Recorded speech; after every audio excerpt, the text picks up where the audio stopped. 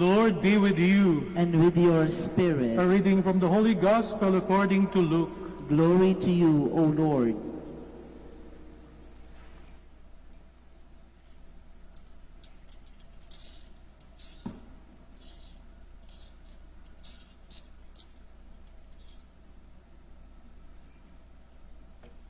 The shepherds went in haste to Bethlehem and found Mary and Joseph and the infant lying in the manger. When they saw this, they made known the message that had been told them about this child. All who heard it were amazed by what had been told them by the shepherds.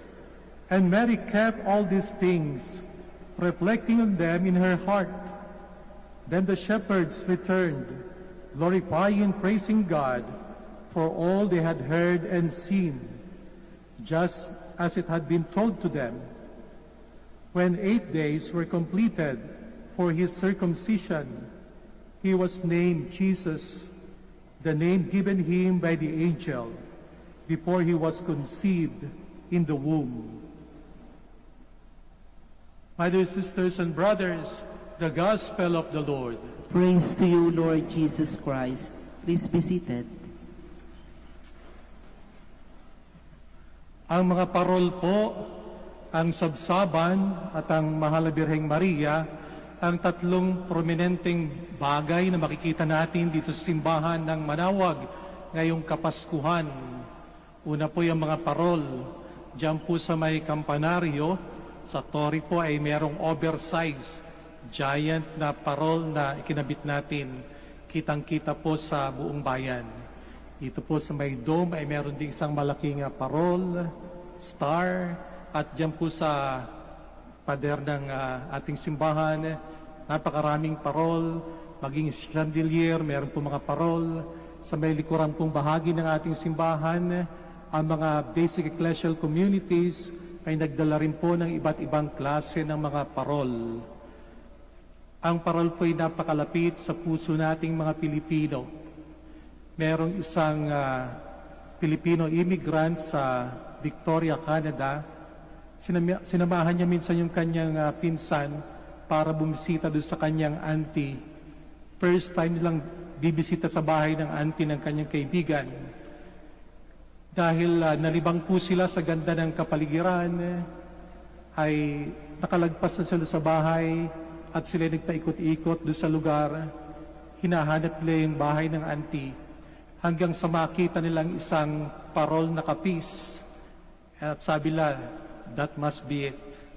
At nung puntahan po nila, tama. Yun nga po yung auntie nila. Yung aking po mga kaibigan nang dumalaw din sa Manawag, napansin po nila na kakaiba ang taon na ito, ang ating dekorasyon ng parol. Sabi po nila, napakaliwanag ngayon sa simbahan ng Manawag. Daming ilaw, ang mga parol ay nagniningning.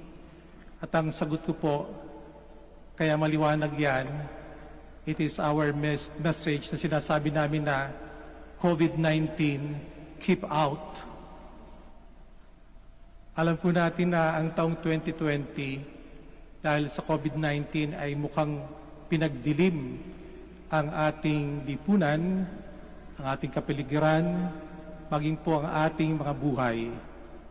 Tuwing magtatapos ang taon, iba't ibang companies ay gumagawa po ng tinatawag na year-end review, lalo na po yung mga magazine. Isa doon sa magazine na basa ko, sabi niya ang labis na naapektuhan ng pandemic na ito ay tinatawag nilang nasa beach industry. Ang beach po ay isang acronym. Ito po ay nandoon sa booking industry, nandoon sa entertainment and live events, yung mga nasa airlines, maaaring ibang kamag-anak niya yung naapektuhan niya na walang trabaho.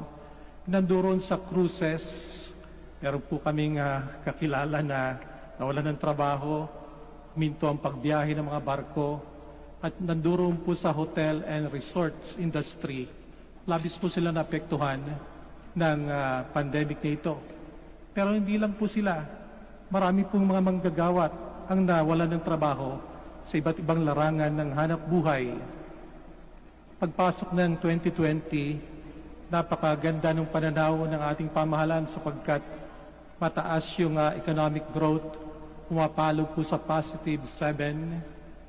Pero ngayon, nung tinignan ko po yung report, ang ating ekonomiya ay negative 7. Iba nagsasabing magiging negative 10 pa. Ito po'y talagang lubhang pahirap sa atin. Lahat tayo apektado. Ngayong Kapaskuhan, bagamat napakaganda po ng kulay ng ating mga parol, ay napakahirap naman pong tingnan at tanawin o tingalain ng napakaraming tao. Mahirap tingnan sapagkat hindi lang po pandemic ang nagbigay sa atin ng kalungkutan. May mga pangyayari katulad ng pagpatay sa lawyers, doctors, doon sa pagpatay sa mag-ina, na nagbibigay din sa atin ng kalungkutan sa buhay. Napakahirap tumingala ngayon sa parol kung ang iyong mga mata ay lumalabo dahil ito'y puno ng luha. Napakahirap pong tumingala at tumingin sa parol kung mamaya doon sa inyong dining table, merong bakanteng upuan, hindi kumpleto ang pamilya. Napakahirap tumingin sa parol at maaaring ang pananaw natin dahil dito ay maging malabo pa rin. Subalit nais ko pong tumingala tayo sa parol. Tumingin tayo sa parol. Sapagkat minsan, sa kasaysayan ng Israel, nung waring nagdidilim ang kanilang buhay dahil sa banta ni Haring Herodes na papatayin ang mga sanggol. Si Herodes na tinatawag na very treacherous king sapagkat yung tatlong hari o 3 wise men, sabi niya ganun, sabihin niyo kung nasa ng sanggol para ako rin ay makasamba sa kanya. Pero alam natin ang pangyayari. Lahat ng bata, 2 years old pababa, ay kanyang pinapatay. Na-imagine ko kung gaano kalakas ang iyakan ng mga nanay o maging marahil ng mga tatay nung panahon na yon. Parang narinig ko yung iyak ni Aling Sonia habang kanyang niyayakap at pinagtatanggulin kanyang anak. Napaka-dilim nung pangyayaring yon sa yugto ng kasaysayan ng Israel. Pero ang parol po, ang tala, ay nagbigay sa kanila ng pag-asa. Sa ating buhay po ngayon 2020, may mga taong naging parol ng ating buhay. At nais ko po silang pasalamatan at pasalamatan po nating lahat.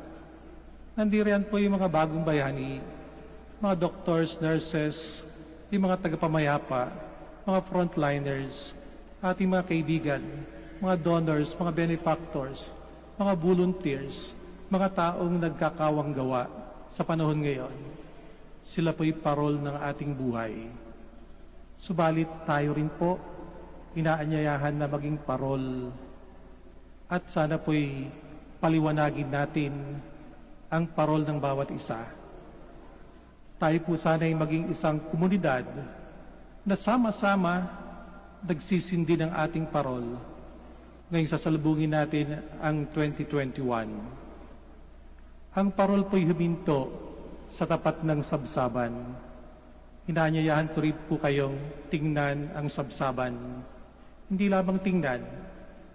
Itong pangalawang prominenteng bagay dito sa ating simbahan. Inaanyayahan ko po kayong pumasok sa sabsaban katulad ng ginawang pagpasok ni Maria, katulad ng ginawang pagpasok ni Jose, katulad ng ginawang pagpasok ng mga pastol kung kanino unang ipinahayag ang pagdating ng tagapagligtas. Katulad ng ginawang pagpasok ng 3 haring mago sa sabsaban. Ano ang kanilang nakita? Ano ang kanilang natunghayan nung pumasok po sila sa sabsaban? Wala nang iba kung hindi ang presensya ng ating Panginoong Diyos. Ang sabi sa ating Ebanghelyo, sila'y labis na namangha. Nagulat po sila sapagkat ang Diyos ay nakikipag-ugnayan sa atin bilang isang munting bata. Ang Diyos nakikipag-ugnayan sa atin nang walang kalaban-laban. Ang Diyos ay nagpakababa. Namangha sila sapagkat ang isang batay isang regalo. Namangha sila sapagkat ang isang batay isang malaking biyaya. Sa great blessing, alam po natin ang bata ay isang pangako ng pag-asa. Alam po natin ang bata, sinasabi natin, silang pag-asa ng ating bayan, silang ating kinabukasan. Silang lahat ay namangha, sapagkat ang Diyos ay simpleng-simple, nakipag-ugnayan sa atin. Lumuhod si Maria, nagmuni-muni sa kanyang puso. San Jose rin ay ganon. Ang mga pastol ay lumuhod at nanalangin. Ang tatlong bagoy lumuhod at nagdasal. Bilang isang komunidad, inaanyayahan po tayong lahat. Nasubukan muli natin, diskubrihin po muli natin ang kapangyarihan ng pagdarasal bilang isang sambayanan. Bilang isang sambayanan, sa atin po kumikilos ang Panginoong Diyos. At kung haharapin po natin ng sama-sama ang pandemic na ito, maaari ito'y magtatagal pa. Pero kung sama-sama bilang isang sambayanan, sa presensya ng Panginoong Diyos, ano pong katatakutan natin? Ano ang worries ninyo ngayon 2021? Sa anong bagay po kayo natatakot? Di ba't sinasabi natin na kung kasama natin ang Panginoong Diyos, kung nandirito ang kanyang presensya, malalagpasan natin lahat ng bagay. Hindi lamang sila nanalangin, bagkus humayo po sila at ipinahayag kung anong kanilang nasaksihan.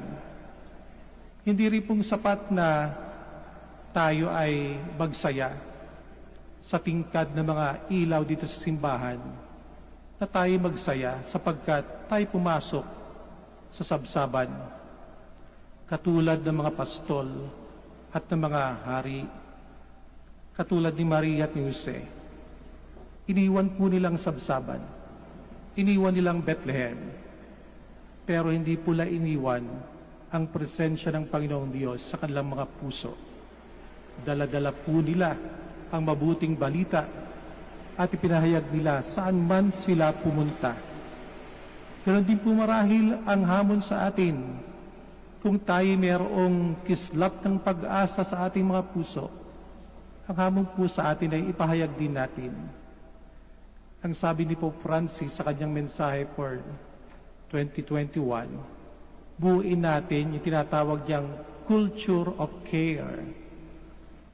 Kung meron mang huling salita na pwede nating baunin ngayong 2020, hindi po yung kawalan ng pag-asa, hindi po yung ating problema, kung hindi yung salitang pagkalinga. Sa pagkalingang ito, inaanyayahan po tayong isipin natin yung mga kabataan, sapagkat yung mga kabataan ngayon ay di makalabas, patuloy na naka-quarantine.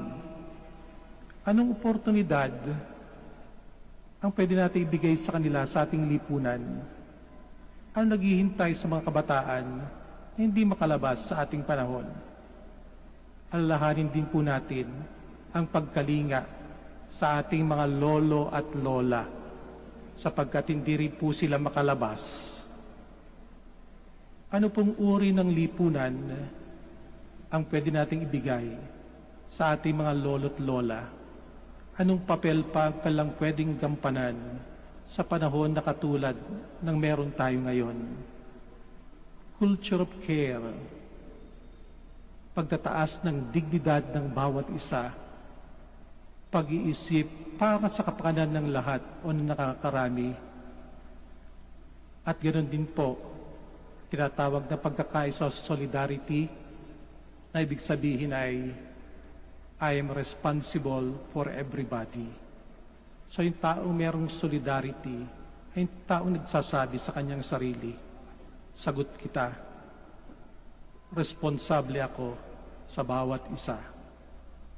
Ituon din po natin ang ating pananaw sa mahal na Birheng Maria, sapagkat ngayong araw pong ito, sa unang araw ng taon, pinaparangalan po natin ang ating mahal na Birheng Maria bilang ina ng Diyos. Siya po'y binibigay sa atin ng simbahan. Nanguhulugan po na bagamat mahirap ang buhay, hindi naman po tayo ulila. Meron tayong nanay. At alam natin na iba't iba ang katawagan sa ating mahal na Birheng Maria. Tinatawag natin siya dito bilang inang tumatawag, ina ng manawag. Tinatawag natin siya sa ating Archdiocese bilang Mary Help of Christian o inang mapag-ampon. Tinatawag siya bilang ina ng laging saklolo. Tinatawag siya bilang inang mapanglunas, ina ng kapayapaan o reyna ng kapayapaan, ina ng grasya. Kung kasama po natin ang ating mahal na Birheng Maria sa pagpasok ng 2021, alam po natin na papapawi ang ating mga pangamba at ating mga takot sa buhay. Sikapin po natin na bilang isang komunidad, buuin po natin ang isang pamayanan na kumakalinga sa bawat isa. Kailangan natin ito ngayon. At isama po natin sa ating paglalakbay habang tayong lahat ay nananalangin at nagpapasalamat sa ating Panginoong Diyos sa lahat ng mga naging parol ng buhay natin. Tayo rin maging parol sa isa't isa at salubungin po natin ang 2021 ng may buong pagtitiwala at malakas na pananampalataya at pananalig sa ating Panginoon.